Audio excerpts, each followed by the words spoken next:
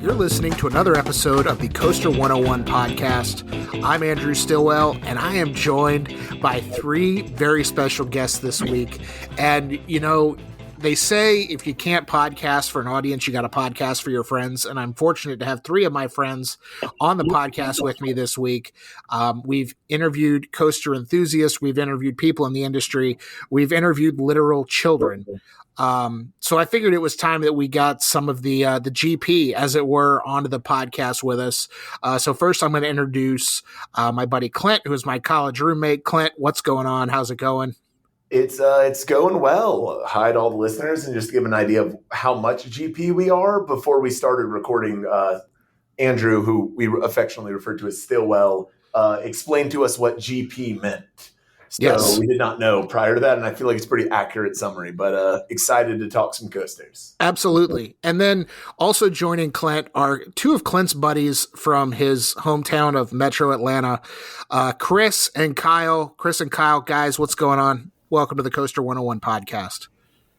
Not much, man. Thanks for having us. Yeah, thanks for having us. Excited to be here. Absolutely. And, you know, you guys, again, we have a lot of fun conversations on the group chat that you guys created during your recent trip that I'm not going to name on this podcast because we're kind of a family show. But I do know that you guys at least indulge me when I talk about roller coasters and Coaster101. And Clint, you are a dedicated listener to the podcast, so I do appreciate that. Chris and Kyle, step it up at some point. That'd be great. But I want to talk a little bit about you guys in the, you know, kind of your interest in roller coasters. Obviously, you're casual theme park fans. You're not like people who listen to this podcast who are going all over coast to coast and just seeking out new theme parks and roller coasters. And Clint, I'll start with you. You know, kind of what's your personal history with theme parks? Do you have a favorite roller coaster or a favorite park you've been to or park you've been to a number of times? Well, it's, you know, that's a good question because all of us grew up, like you said, in Metro Atlanta. So I guess our home park, as I refer to, you know, heard you refer to it before, would be Six Flags over Georgia. But I don't know if I would say that's my favorite park. It was the closest park. Growing up riding roller coasters, the first roller coaster I ever rode was actually the Incredible Hulk at Universal Studios in Florida, I guess at Islands of Adventure, technically. Yep. And so that might be my favorite coaster, but I don't know if that's an actual, you know, just nostalgic. It was my first big roller coaster I ever rode, or if it is something about the ride itself. But if you were to ask me my favorite coaster, that's where my mind goes the first time. But yeah, I love riding a roller coaster. Anytime I'm like going somewhere, there's a theme park. I like going to the theme parks. I enjoy riding the coasters, but I don't know if I've ever taken a specific trip just to ride a roller coaster or to, you know, experience a new coaster. At least not yet. Not yet. I was going to say the good news is in May you're flying out to me, and we're going to visit Dolly and go ride some coasters in Gatlinburg. So that'll be fun. But Chris, what about you? What's your story as it comes to theme parks and roller coasters? So pretty similar to what Clint just said, but you know, I've never like done a trip where I'm, you know, just going to theme parks. I guess unless you count like a family trip to Disney when I was younger or something like that. But definitely a big fan of roller coasters and going to theme parks. You know, when I filled out the coaster count, I was at 59. So it's actually higher than I thought it was going to be. But it was pretty interesting filling it out, and you know, especially for me, you know, going to a few parks in you know, other countries, and then even recently riding the Bolt on the Carnival Mardi Gras. So I'm trying to expand on what I do, but you know, as far as my favorite coaster goes, I think it's kind of a tie for me between you know, like Clint said, the Hulk was probably like the first like big roller coaster I guess I'd say I rode. But I think if I had to choose my favorite, it'd probably be Expedition Everest at Animal Kingdom. I like it. And I want to come back to you later on the Bolt. I mean, we've got a topic at hand. We're going to discuss a trip that the three of you took to a park that I haven't been to. But before we wrap this up, I need to hear more about Bolt, and so we can talk about the guy in our TikTok comments who said, no, it's not a roller coaster, and started a flame war in our TikTok comments. But Kyle, last but certainly not least, what about you? What's your theme park origin story, as it were? Yeah, always been a roller coaster fan. It started a little slow. I didn't meet you until I was, a full grown human. But growing up, I was on the shorter side, and so it was always a little bit of a challenge going to Six Flags or some of the other theme parks. Couldn't always get on all the rides, even though I wanted to. But other than that, never really made any specific trips outside of one. I'd challenge Clint on. We did go to King's Dominion. Specifically to ride the Intimidator. So that was in 2011? 2010, I stayed 2010. Kyle's right. So, we went with my dad. Yep. Roger Nuclear took us. It was a great trip. We got to ride some coasters with Butch. But yeah, no, outside of that, it just happens if we're around a theme park. Basically my experience is just the major ones like these guys have mentioned, but always a fan. Perfect. Do you have a favorite roller coaster? I'm not sure. I'm partial to Goliath at Six Flags Over Georgia. I think that's always a good one. And there was one on this trip that may have overtaken it, but I'll save that for a little later. I love it. Tease. I think that's what they call a tease in this business. Am I right? That's absolutely correct. I love it. And before we get going, I know we Chris, you touched on your count here, just so the audience knows what we're dealing with. This isn't a bit of judgment or anything like that. But I'm going to start with Clint. I'll go Clint, Chris, and Kyle. Then again, what are your coaster counts? Since I made you create accounts on coaster-count.com, not sponsored content. You did, and mine is 63 after this most recent trip we had. 63. I love it. And Chris? Mine is 59. Love it. And Kyle? And I'm the same as Chris. I'm at 59 as well. I love it. So Clint, he's doing raising the roof. He's leading. I regret to inform all three of you that I'm at 276, and I'm far too deep into this hobby to even entertain the thoughts of what you really think. That's why we affectionately sometimes refer to you as the Coaster Daddy. That's fair. Okay, we got the one mention in. We don't have to say that again, ever again. Anyway, you guys recently you took a trip to San Antonio, and you were there. I think. Obviously, Clint, you live on the West Coast now. Chris and Kyle, you guys are both still in Georgia, I believe. So you were looking for a place kind of in the middle of the two of you because you haven't seen each other in a while. And I think, Clint, your text to me was, does San Antonio have any theme parks and do they suck? I feel like it was pretty close to accurate.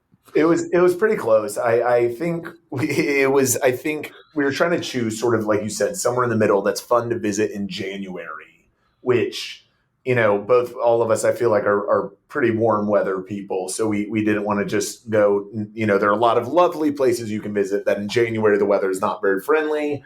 And we thought it would be fun in addition to doing whatever there are theme parks we haven't been to. So we were looking between Dallas, which I know has a lot, and San Antonio. And for a variety of reasons, we picked San Antonio, and we got our first taste of Fiesta Texas. And you guys you're at Jace in the Guinness Book of World Records for world's largest NBA audience. Yeah, so. Yeah. We saw the Spurs lose by 40 points, but have the world largest NBA audience on Friday night. And Saturday morning, we woke up early, had a donut or six, and then headed out to Fiesta Texas to get the fiesta going. Yeah, I remember when you texted me, I said, well, there's Fiesta Texas, which is one of Six Flags' better parks. There's also SeaWorld Texas. I have not been to either of these locations, and I think you guys did a little bit of research on your end, and you decided maybe for the sole fact that Fiesta Texas had more roller coasters, and less whales in tanks, that you would go to Fiesta Texas.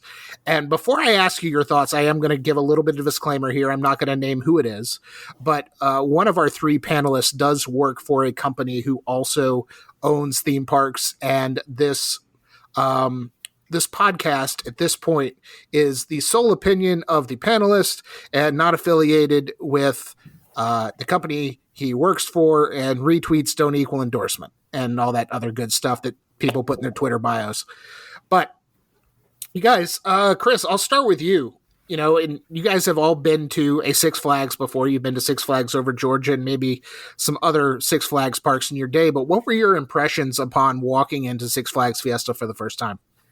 Yeah, so I don't want to speak for the other guys, but I think we all kind of agreed as soon as we walked in that it was, right off the bat, it was a lot nicer than Six Flags Over Georgia. You could tell, like, as soon as we walked in, it was a different kind of vibe that I thought. Like, it seemed like a little more, I don't know, like a little more structured. And I know, like, one of the things that stood out right off the bat was that they had like a show. I guess it's the Mardi Gras Fest or something going on right now. So they had a show like going on, or something was going on like as we were walking in. And, like thinking back to like going to Six Flags Over Georgia, I don't remember. I remember seeing stuff when I was like a lot younger. Like I think they used to have a Batman show, but I don't really remember like stuff going on as soon as we walked in. So pretty, like, as soon as we walked in, I was already impressed by it. Yeah. Kyle, what about you? What'd you think? Yeah, I'll piggyback off that because while the rides at Six Flags Over Georgia I think are decent, there's a lot left to be desired with just the feel of the park. So I thought Fiesta Texas, just as you walk in, their themes just kind of melded together a little bit better. But yeah, and you could kind of see some of the coasters in the background. I don't know if it was smaller or not, but it felt a little smaller, at least like condensed a little bit. So being a little bit lazy, that was good for the foot energy. That's hilarious. And Clint, bring us home. What about you? What were your initial first thoughts? Yeah, I think so. So like you said, our home park, the only Six Flags I'd been to before this was Over Georgia. And when I think of Six Flags Over Georgia, I think of the Gotham City section, which if any of your listeners have been, I'm sure they'll know. And if they haven't, it is the hottest place on earth. The whole thing is like black painted asphalt. It's even in, when it's open for in the fall or whatever, it feels like it's 200 degrees. And so maybe we were a little biased. We went in January. The weather was high 60s maybe, but it just felt more pleasant. It wasn't this unbearably hot, brutal experience. The show was there. There was this like not Burger King, but Burger King-esque king guy in the front who was there. And we were all in a good mood, and we started hitting the coasters fast and early. And, I think the whole day that early walk-in sort of kicked off for the rest of the day, which I think was a good start. I love it. And Kyle, I have looked. Six Flags Fiesta Texas is 220 acres. Six Flags Over Georgia, 290 acres. So, as being the lazy person that you are, it is a little bit smaller of a park. But Clint, you guys mentioned that you hit the coasters fast and furious. What was the first coaster you guys went after on your journey of the park? So the first one we went after, and I'll be honest with you, Stillwell, I don't think we took it outside of texting you. What are the ones we can't miss? Because we didn't know what lines were going to be like, so we wanted to make sure we knew the highlights. We didn't have a real strategic, let's go here, then go here. So the first one we went to, which you told us was not the right first one, depending on the day, was Boomerang. And it's never the right one, but go ahead. It reminded us, I know it's different just because I think the other one was like a feet dangling hanging coaster, but there used to be a roller coaster at Six Flags Over Georgia called Deja Vu. Yep. It was a very similar idea that you go through the course one time forward, get to the end, and go back again. So it was fun. It was not, I think, what did we wait, guys? Like 15 minutes or so? Not a very long wait. And like 15 or 20 minutes. Yeah, something like that. it was not, now that we rode so many others, I don't think it was near the top, but I think it was a fun experience to kick off the day. Yeah, I think that's a model called the Boomerang, very creatively named by Six Flags. But the model is the Boomerang from Vekoma. They're a staple at a lot of amusement parks in the United States and probably in Europe as well. I'm not as familiar, but they've kind of had this reputation among coaster enthusiasts as, oh yeah, it's another Boomerang, and you hit the corkscrew, the cobra roll, and your head's rattling, and then you hit the loop, and then you do it in reverse, and your head's rattling, and then it's great. But you rode it, you got the coaster credit, and then Chris, after Boomerang, where did you guys head? Please tell me it was something better than Boomerang. I think you'll like this one better because the next one we walked over to was Dr. Diabolical's Cliffhanger. Yes. So it was right next to Iron Rattler, but we were the line was significantly shorter for that one. So we went over to that one, and I don't even think we really had much of a wait time for it. So that was pretty awesome. And then, this kind of going back to like Six Flags Over Georgia, when you wait in line for things there, like you're going through the queue, there's not really like a ton of, there's not a ton to see. You're really just kind of waiting in line to get on the roller coaster.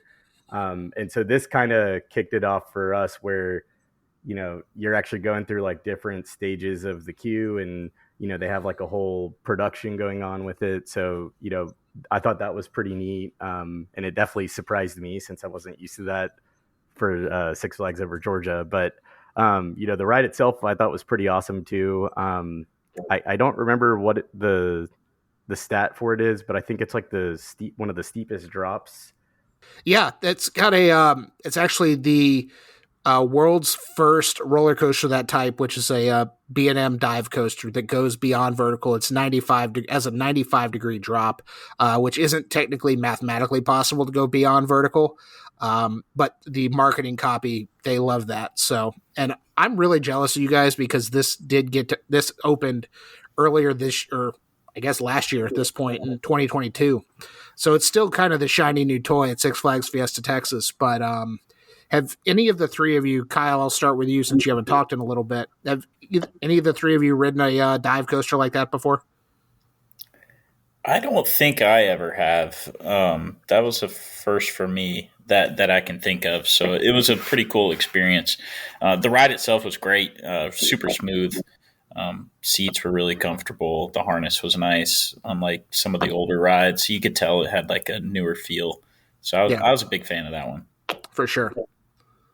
Yeah, I don't think I've ridden a dive coaster. I just Googled on the side top dive coasters, and I cannot think of one that I've done. None of these are places I've been. And I'll say to what Chris said, I think all of us commented, we're kind of taken aback in a good way by the like theming of the ride. It had, and I guess this might be a very GP comment. Some of your listeners might lose it, but I felt like it reminded me much more of like what I would expect to see at a Universal Studios or a Disney. There was a lot of like, not only theming in terms of signage or like a video. There was a video, but there was like things all around, a lot of like dedicated theming. When you went into different rooms, it told a different narrative.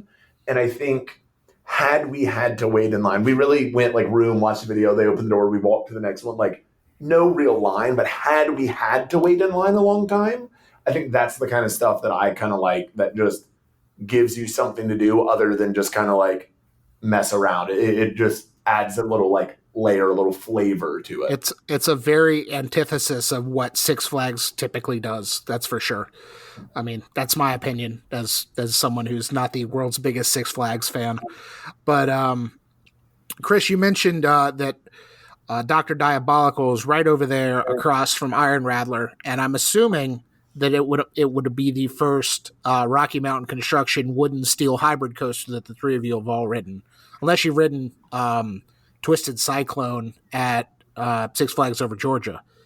But what, riding Iron Rattler, I mean, I remember going back to the text we had that day. I feel like that blew you guys away. Yeah. Yeah, that one. You go ahead, Clint. No, I was going to say, yeah, I think we all agree. I mean, I think, I want to hear Chris and Kyle because I think, spoiler alert, this might be what Kyle was teasing previously about maybe a new favorite ride. It's waiting in line. It did not. I knew, like you, I think you had told us it was supposed to, it had like good reputation. There's a sign that it won the 2013 Best Steel Roller Coaster Award from someone. I don't know what the award was or what the awarding agency entity was, but it right, like even when we had finished the ride and like going back into the station after it like slows down, I think all of us were just like, wow, that was a roller coaster. I love it. And again, super jealous because this is one of those. It used to be obviously known as Rattler and made its on-screen debut in the 1994 film Blank Check, for those who are curious. But then it kind of underwent this transformation from Rocky Mountain Construction several years ago and is now consistently one of the top steel coasters in the world. So I'm very jealous. Chris, Kyle, you guys have anything to add to what Clint said? Yeah, I mean, just to go to your question, I think it's the first hybrid that I've ridden. I don't think I've ridden the Cyclone here since they redid it, at Six Flags over Georgia. So the last time I rode that, it looked, it was just wooden.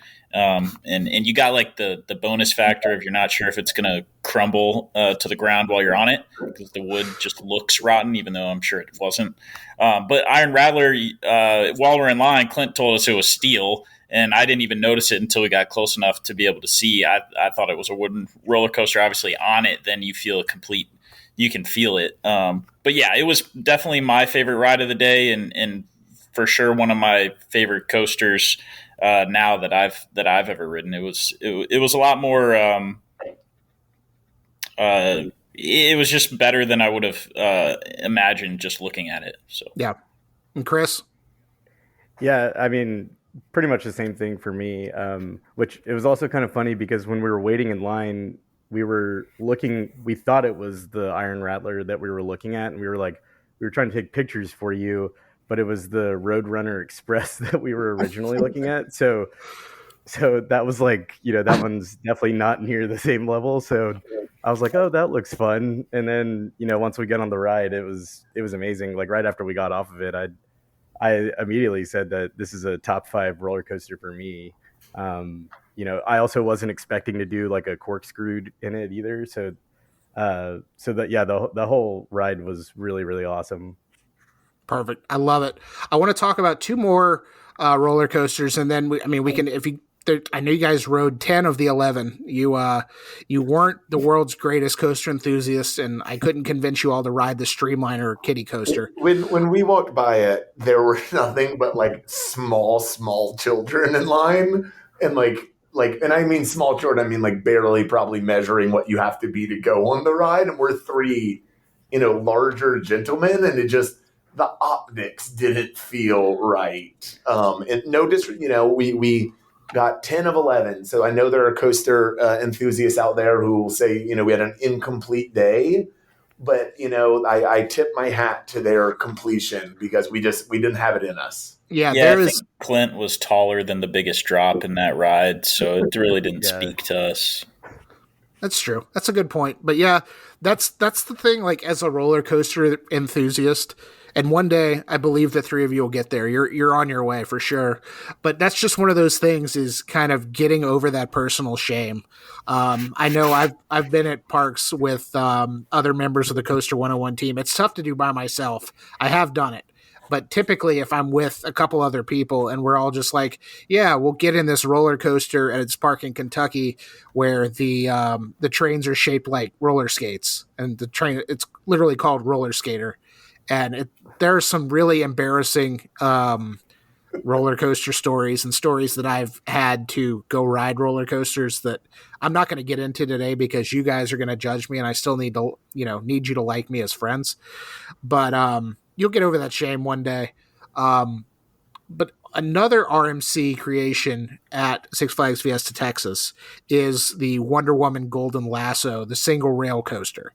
And I recently had my first ride on one of these late last year at the kind of the sister coaster of Wonder Woman, which is Railblazer, California's Great America, I was pleasantly surprised with how like forceful and kind of how snappy the turns were and everything like that. But what did you guys think of the RMC single rail? And Kyle, I'll start with you. I haven't led with you yet. Yeah, no, I would agree with you. I enjoyed it. It didn't blow me away. But it was really fun. I was glad we wrote it. And again, they did a little bit better in line. Not like spectacularly better, but there was at least some Wonder Woman stuff in a couple of the waiting areas, which, the bar is set pretty low, I think, at Six Flags Over Georgia. So if you just have like a statue, then you're doing better for the most part. So this one had a little bit of that, but the ride itself was really fun. I really liked it. Chris? Yeah, I thought it was a cool ride. I don't think I've ever sat in a cart, like I guess like a single rider one where they pulled the strap over you, but you're also trying to get in it while it's moving. So that was a little different. But the ride itself I thought was good. Pretty tight turns. Overall I liked it. Kind of like Kyle said, it didn't like super blow me away or anything, but it was still I thought it was a fun ride. Okay. And what about you, Clint? Yeah, I specifically I want to touch, which was interesting. I can't remember, one other roller coaster did it. Was it Pandemonium, or what is that one called? Yeah, Pandemonium did as well. But specifically, the roller coaster is designed not to actually stop. You kind of walk up and there's 8 individual carts or whatever you want to call them. And you kind of walk up and you wait for the person to get out of the one you're getting into, and it's like slowly continues rolling on, which I thought was, I had not seen anything like that, but I thought was very neat. Well, I mean, not seen anything like that on like a big roller coaster. On like, right, you go to a Disney or something, they have rides where you kind of always walk with you don't really get like strapped in the same manner. Yeah. The guys, it was very neat, very cool. It was I got the extra little push from the ride operator on that one. Like, right, I was like feeling real comfortable, and I got the extra, like, make sure it's real secure push. So I think I was, I don't know if I took a full breath on the Wonder Woman Golden Lasso coaster, but it was fun. It was, it didn't touch Iron Rattler, but it was still a really fun ride. Yes. And the last coaster I really want to highlight with you guys, because we were talking a little bit before the show, and you all were like, I've never experienced anything like this in my life. And it's a coaster among enthusiasts that is either universally hated or tolerated. It's not a very popular coaster, but they have popped up parks, a lot of Six Flags parks, but King's Dominion has one now, Adventureland in Iowa. This is the S&S 4D free spin. It's Fiesta Texas. It is their own version of Batman the Ride. And I want to walk through this with you guys as guys who are not big roller coaster enthusiasts. What was this experience like for you? And Chris, you go ahead and lead us off. Man, it's kind of hard to describe because as soon as you go up I guess it's a hill, it really is just kind of taking you straight up on a lift. Immediately the cart flipped. So like I told the guys after we rode it, like as soon as that flipped, I had zero concept of where we were on the ride or, like what was even going on. And I thought it was really fun. I really enjoyed it. It was just not like anything I've ever ridden before. And, you're just kind of like rotating around as you go through the ride. So it was cool. It was different. Like I said, nothing I've ever done before. Yeah. Clint, what about you? Yeah, it was Kyle and I. So the setup is like 2 people facing 2 people. Yes. So like 4 of them, and I'm sure most of your listeners know this already. But across from me directly was like they had roped off one of the seats for some reason. So us 3 sort of rode, just us 3, and Kyle and I were sitting next to each other, and I, to this day, do not know if you control your own flipping or if it's random or if it's predetermined. But Kyle and I were like, as soon as we get off that lift, we're both going to throw our body weight back because we're, see if we can like cause a bigger flip. And I don't know if it had any influence or if just because we threw our body back, it felt like it did, but we did like a double flip and it was very fun. But for the rest, I have no idea what happened for the rest of the ride because it was such a wild flip that, do you know, so do you control any of the flip or no? There is a article on Coaster101.com, which I will link in the show notes, that kind of talks about the mechanics of the SNS 4D free spin and how each of them are kind of different. There are magnets involved. There's, regular gravitational forces and things like that. Admittedly, I don't know the answer. It was Nick on our team who wrote that, and Nick is an engineer and understands this stuff a lot more than I do. Kyle's an engineer as well. He might have to dive into that. But if anything, that sounds like a reason more people should be reading Coaster101.com in addition to listening to the podcast. Checks in the mail. All right, Kyle. I mean, do you agree with Clint? Why would you listen to him and say, "Hey, let's throw our entire body weight back at the top of this hill"? So yeah, I mean, just to start, I really liked the ride. It may have been my second favorite of the day behind Iron Rattler, but I think actually it may have been my idea. We were debating it in line whether or not it was predetermined that the seats all flip in the same direction at the same time, or if it's randomized by the coaster itself, or if it has to do with the way your weight is situated as the ride goes. So when we got to the top, I told Clint, let's test it and see what happens. So we still have no idea, because then after that, you couldn't control anything, or at least it didn't feel like it. So it happened to move in the way that we tried to make it move, but I have no idea if it was a result of us or if that's what the coaster was going to do. And then, like Clint and Chris said, after that, with you spinning kind of independently of the ride moving, no clue where else I was in space. It was a little disorienting, but I enjoyed it. I didn't mind not knowing where I was, so to speak. I love it. Let's try it and see if it works. That's a hell of an engineering take right there. I mean, I feel like that's just an engineering motto, honestly. But okay. We've talked about roller coasters for about half an hour now. I want to get you guys' opinion on maybe the more negative things, one of the most negative things about Six Flags in general. Tell me where you had lunch. And I'm seeing groans right now. Clint, I feel like there's a story coming. So the neat thing about our trip in January, and I don't know if this was because it was a little bit colder that day. It was on MLK weekend. We went on Saturday. Sunday was supposed to be warmer. So the lines were super short. We walked on to a lot of ride. No complaints at all on that. We did all 10 coasters. The most we waited for anything was Iron Rattler at 30 minutes maybe, and they had a sign that it was operating at limited capacity due to like renovations or refurbishment or something. So all of that was great, but I think they were operating on like a lesser staff, because we were like, you know what, it's theme park. They had a lot of like New Orleans food for the Mardi Gras, which might have been great. I don't know, but weren't really feeling jambalaya. We're like, we'll just get some quick. We'll get some quick, what I think of as, quick theme park food. We grew up in go to Six Flags over Georgia, and we always got Panda Express just because it seemed funny that it was inside of a theme park.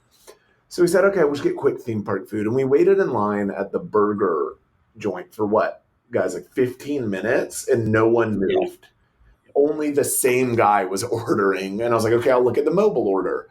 Mobile order quickest pickup was 30 minutes later. And this was at like 2:30 because we'd ridden so many rides. So I was like, okay, we'll go look. And there was a small Chinese food place called Chop Six. And I don't know the areas of Six Flags Fiesta Texas, but called Chop Six. There's only one of them. And I got a spicy chicken with lo mein, and they got a spicy chicken and orange chicken with fried rice, respectively. And I got a Diet Coke. I believe Kyle got a Powerade. Chris got a Coke. It cost us $76, and it was the worst meal I think I've ever had.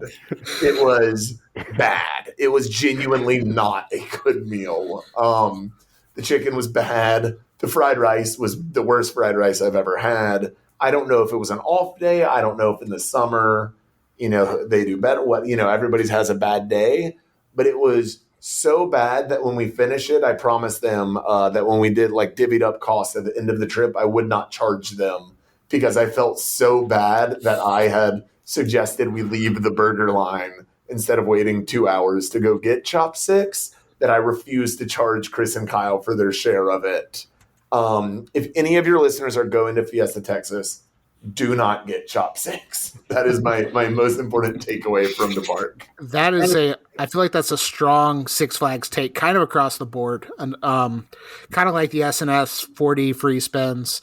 Chopsticks not very universally liked by a lot of people.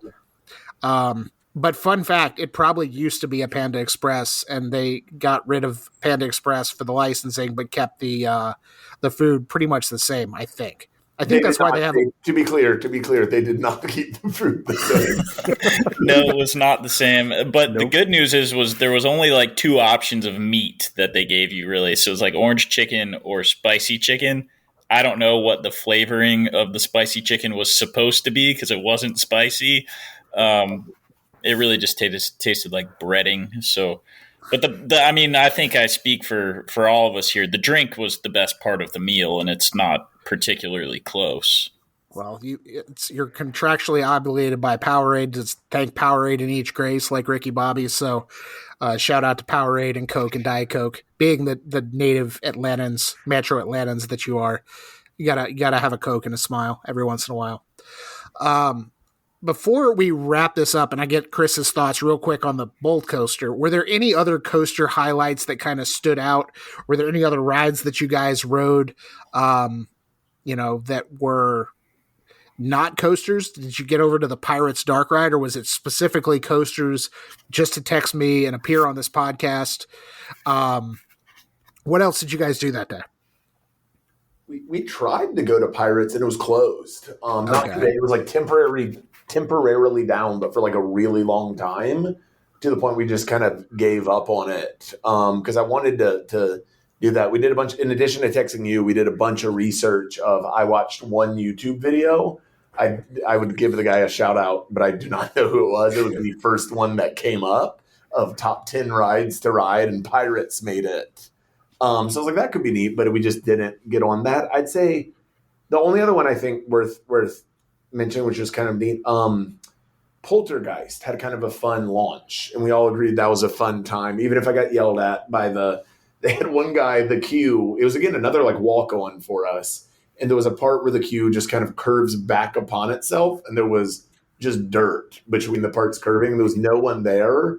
And Six Flags had one guy working who just told people to not walk over the grass and to follow the path.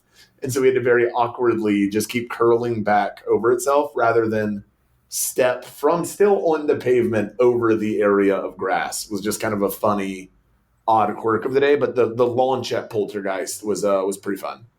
I love that. Chris, any other thoughts? Yeah, I was actually going to say Poltergeist was probably my second favorite coaster that we rode. Because you actually walk through I guess it's a haunted house.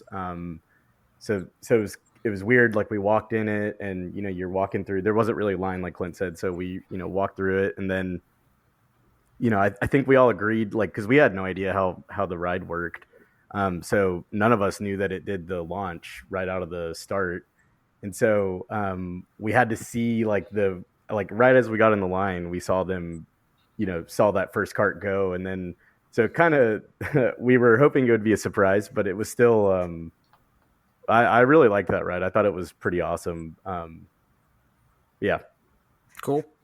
Kyle, any final thoughts on Six Flags Fiesta Texas? No, I think we expanded upon our trip about in its fullest. One funny note on Pandemonium, we were a little nervous. Those also kind of rotate independently. They spin, I guess, as you go.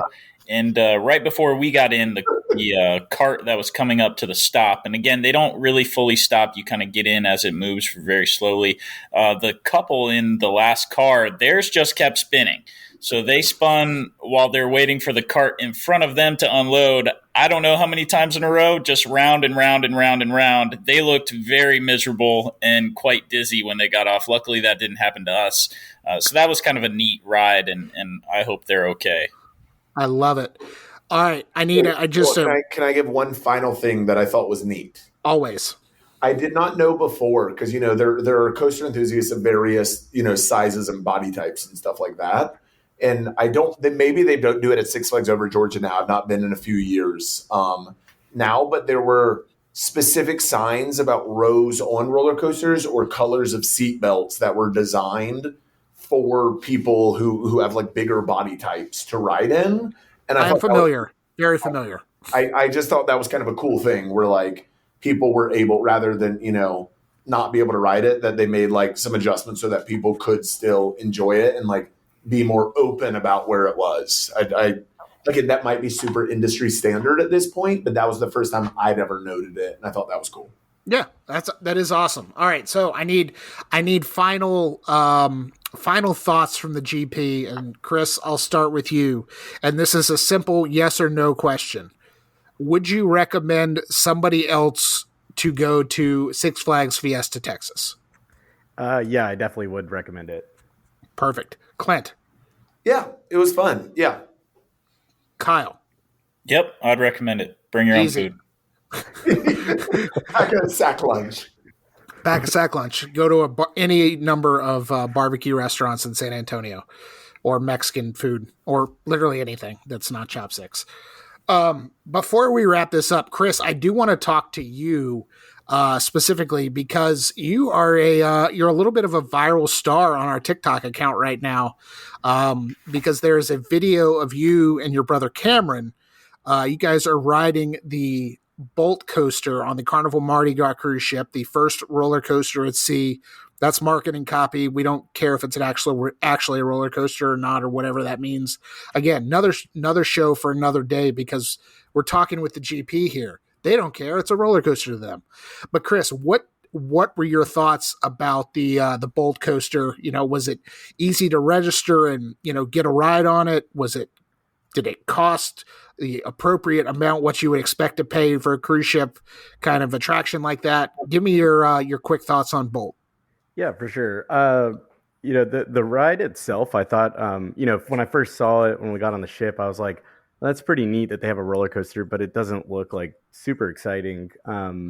And I guess the one knock on it that I have is that the price of it is a little steep for, one ride is $15 on it. So kind of expensive there, but it was super easy to sign up for it. If you've ever been on a Carnival cruise, or especially recently, they have an app where you can just kind of like, once you're registered to it, you can just sign up for stuff on there. So, a few taps and you're signed up for it. And you have to like book a time for it. But the ride itself, I actually, kind of like I said, it didn't look super exciting to me, but I was like, I have to ride this. And I definitely wanted to get you pictures and videos and stuff.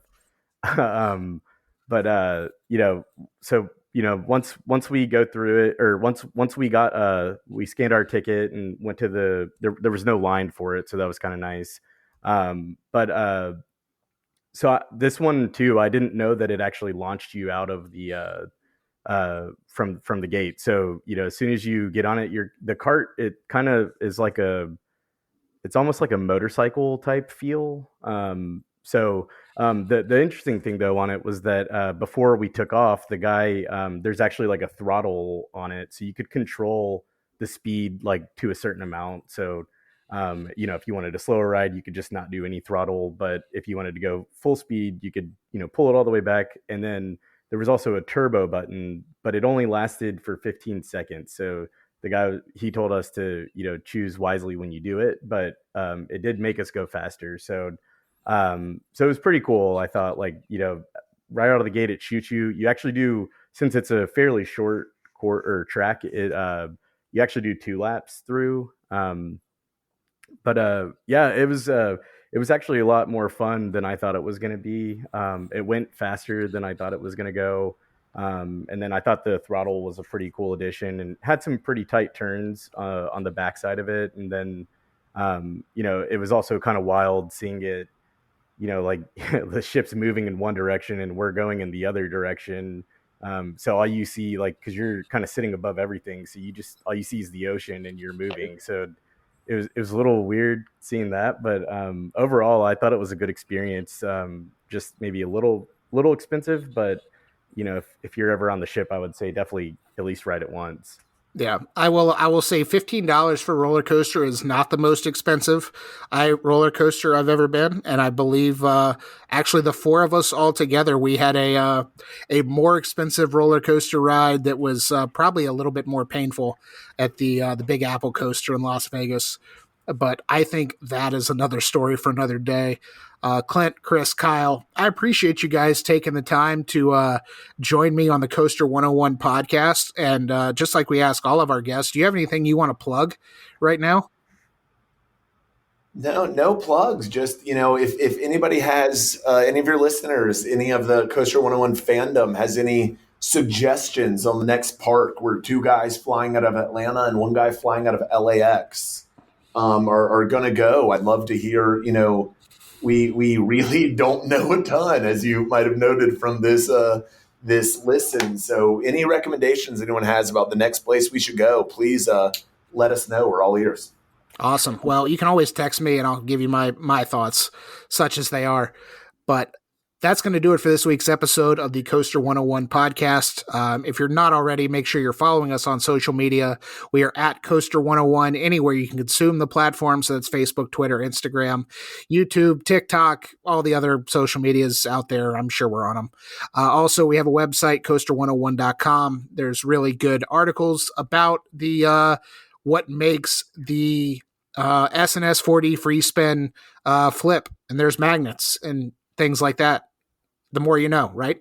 If you're listening, make sure you're liking, rating, reviewing, subscribing, telling your friends, in which case I tell my friends and sometimes they come on the podcast with me. So make sure we love those 5-star reviews on Apple Podcasts and Spotify. So keep those coming.